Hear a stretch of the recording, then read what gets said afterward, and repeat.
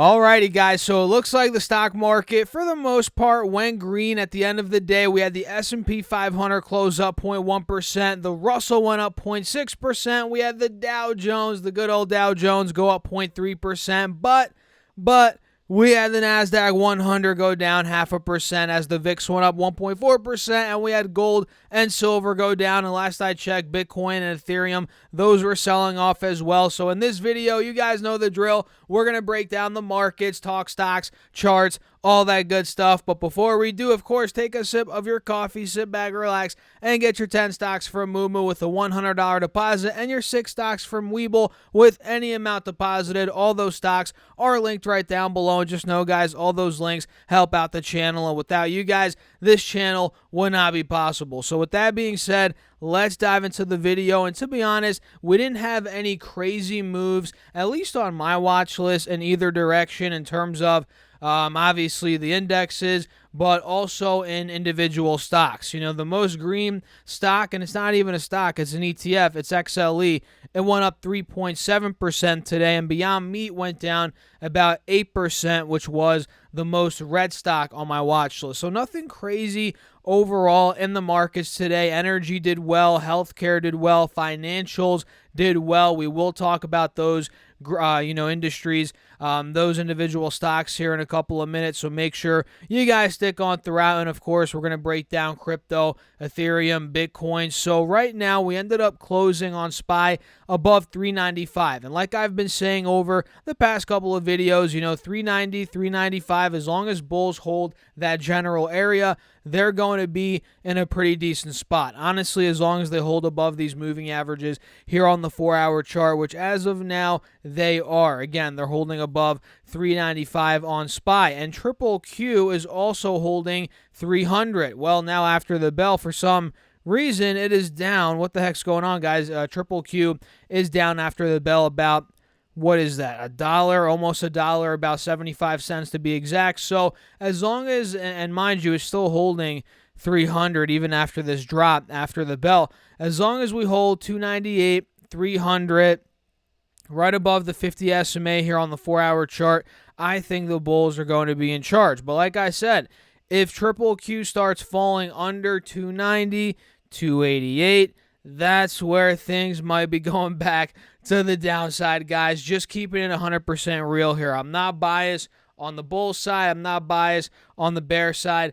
I'm just giving it to you guys the way I'm seeing it, and I'm not BSing. I'm not sugarcoating. That is the beauty of the channel here, in my opinion. So, yeah, I mean, what do you guys think? Let me know your thoughts. The bulls, they're still in a good spot, but if we start moving a couple more dollars to the downside on SPY Triple Q, things could get ugly very quickly. And this week's a big week. Fed meeting Tuesday, Wednesday, GDP Thursday, big tech earnings. I mean, it's a big week, guys. So with that being said, let's jump over to Webull and see what's going on with, what is it called? Crypto. That's what it's called. Cryptocurrency. Do you guys know what cryptocurrency is? You should know what that is at this point. Apparently, I don't know what it is.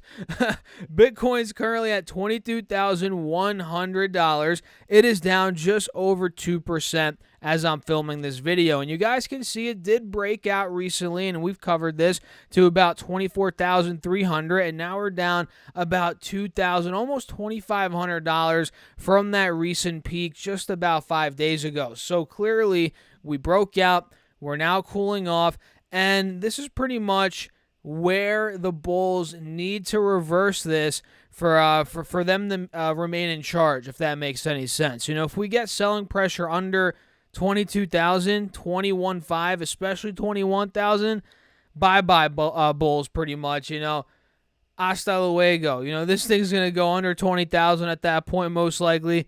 That's just me keeping it real, right? But bulls still have a fighting chance if this thing holds 21,750 to about 22,000, roughly where it is right now. So let's see what direction Bitcoin ends up picking. Let's pull up Ethereum and see what's going on here. This is at 1,500 right now, roughly down 5.3% when I'm filming at about 4:36 p.m. Well, I guess exactly 4:36 p.m. on the East Coast, and it looks like we got a big run. We all know that, $1,000 up to about 1,600. We remained choppy in the 1600, 1500 range, and we traded range bound for a good 6 days, almost a week, and now we're testing the bottom of that range. Actually, we're slowly breaking. Well, we did break 1500 momentarily, but now we're back above it. So we're 1500 to 1600 in the range. We're at the bottom of the range now. If we break 1500, especially 1475, 1450 on the downside, we might be going down 1275, 1300. That's where we could be going on the downside, which you guys can see 1275, 1300. That was the double top on Ethereum from the 25th of June. That was the first top. The second top was the 8th of July. So you got to watch that. That's where we probably would fall to the downside again at 1475, 1450 ended up breaking. So what do you guys think? Are you bouncing in and out of these cryptos? I'm personally not trading crypto right now. I own a little bit of Bitcoin. I've talked about this many times on the channel. I bought Bitcoin in May of, well, first of all, I bought it in 2017. And I don't want to go down this whole rabbit hole again, but I bought it in 2017, sold out of it, was out of crypto completely for a couple of years. Then I got back in, I believe it was April, May, or even March of 2021. It was during that time period I started buying Bitcoin again. When Bitcoin was at, look at the chart back then. It was at 8,000, 10,000, a little bit under that. I was buying it at those levels. Then I sold 3/4 of my Bitcoin about a year late. Oh, no, wait. I got the year wrong. I bought in 2020. Excuse me, guys. May 2020, March, April, that time period in 2020. Then I sold 3/4 of the Bitcoin in 2021. As you guys remember, in 2021, I just realized I could pull the chart up right here. In 2021, Bitcoin went crazy, right? It went crazy. It went all the way to $69,000, and I sold it on the first pump. If you guys remember, we had two separate run-ups here. It had a big run-up in March, April, May of 2021. That's when I sold it. It was actually in March because it was before the big run-up to 64,000. I sold it at about 55, and then it ran up even more. It happens. It happens, guys. And then it ended up pumping again to 69,000. And here we are at 22,000, guys. So that's what I ended up doing. I'm holding the the last little sliver of my Bitcoin again because I sold 75% of it, and I'm still in the position where I'm like, I want to buy more Bitcoin, but I might be a little bit greedy. I kind of want it under 10,000. Call me crazy, but I've been saying that, and who knows if it gets down to 7, 8, 10,000, and I'm right on my price target, and I could buy more of it there. I think I'm going to make out like a bandit in the next 3 to 5 years, the next bull cycle. Because honestly, guys, I don't think Bitcoin, it might go to zero, it might go away forever, but I don't think it is, to be honest. There's both sides of the coin. There's the Bitcoin maximalists.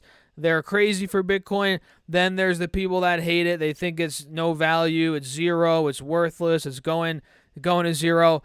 I'm kind of in the middle. I could see both sides.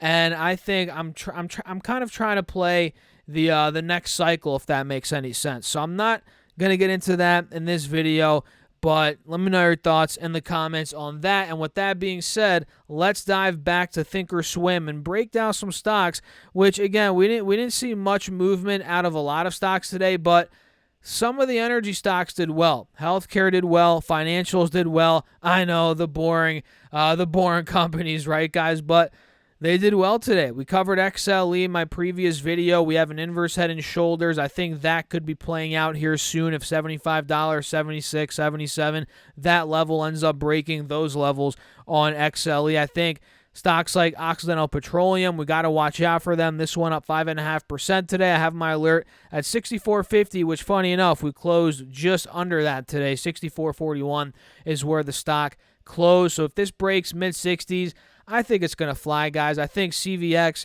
is another one that could be ripping here soon. ExxonMobil, another one that I was looking at, ConocoPhillips, ticker symbol COP. Do not sleep on that one, guys. We have an inverse head and shoulders. My alert is at 93. If that breaks, high 90s, is where it could be going. We'll see what it does from there. I'll actually set another alert. Might as well at $100, right by the 180 SMA here on the 4-hour chart. So these are a couple of energy stocks I'm watching, And when it comes to healthcare, UNH did well today, United Health Group. This one up 1.55%. And not to toot my own horn, but did we not call this out a couple of weeks ago, probably over a month ago at this point, when it was trading just under 500? I called it out right when it was trading at the top of this channel. We broke the moving averages from there, and now we're up about 25, 30 bucks. I mean, this thing could go higher. The truth is, there could be more upside based on this chart. So I'm watching it. 1.5% green day for UNH, not too bad.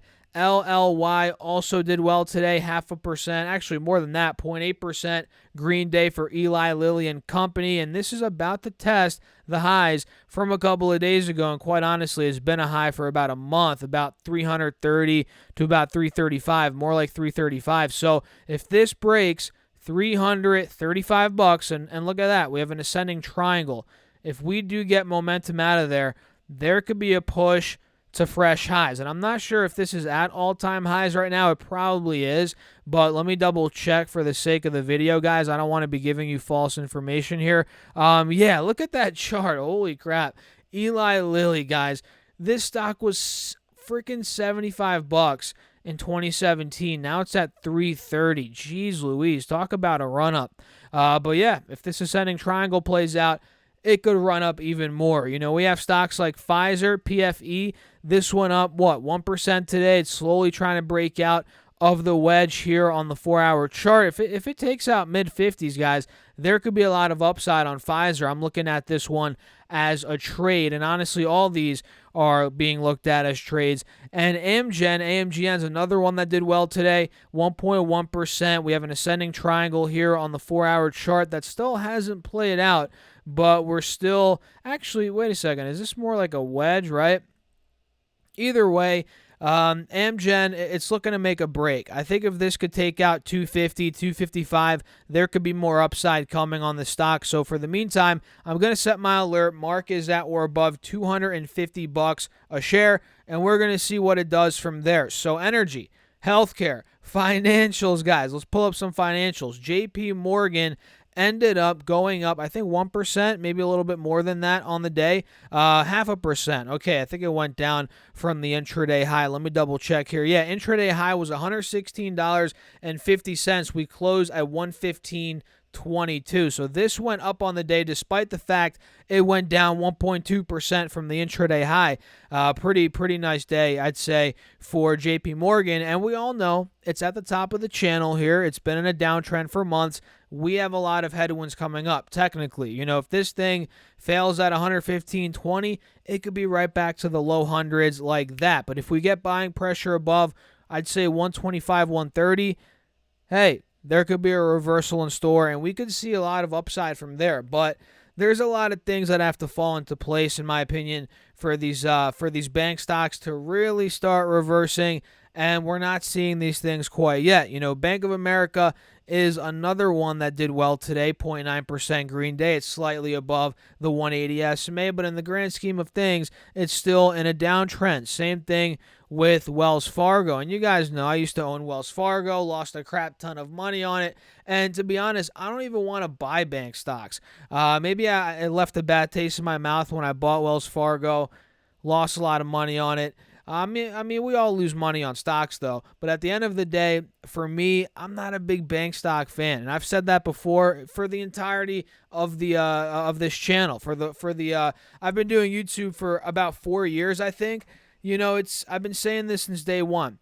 So, you know, I'm sticking to what I understand, what I really want to invest in, and that is what I always talk about on the channel. You know, Google, Meta, tech, sometimes, you know, a little bit of energy, a little bit of this, a little bit of that.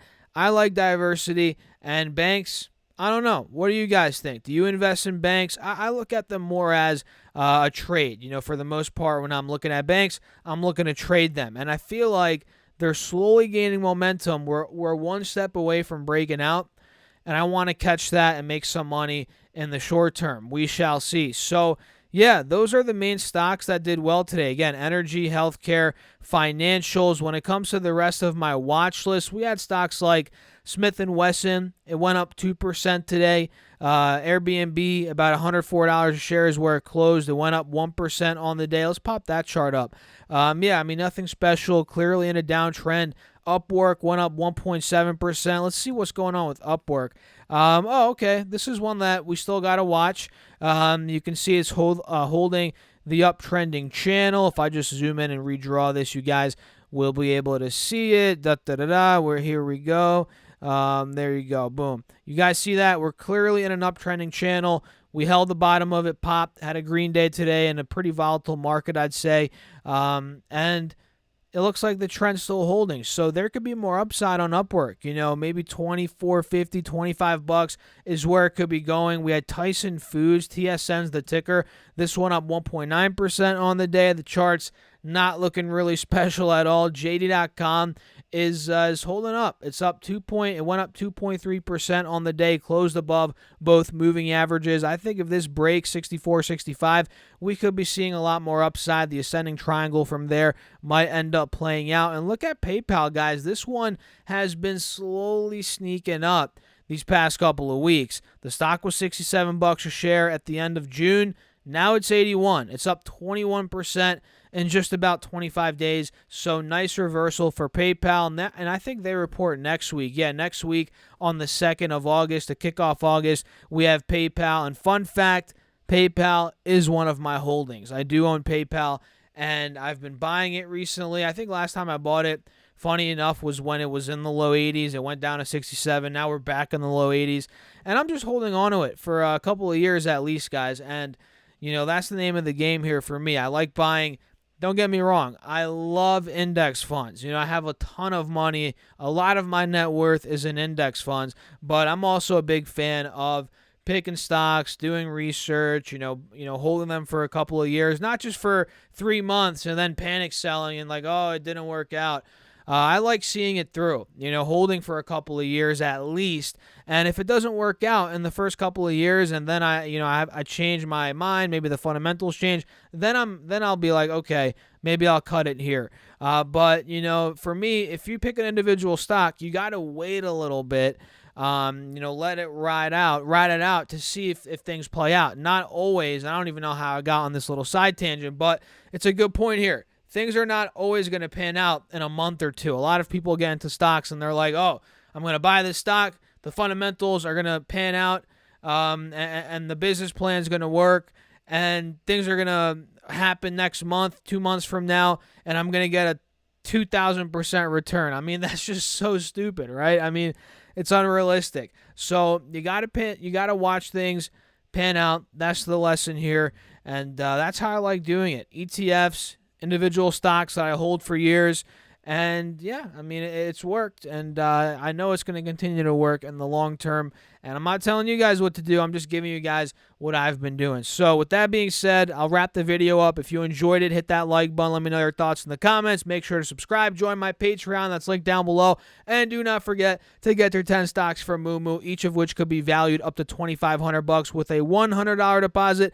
And get your 6 stocks from Webull with any amount deposited. All those stocks are linked down below. I'll catch you guys in the next video. Thanks for watching as always. Keep crushing the market. Stay safe out there. Peace out.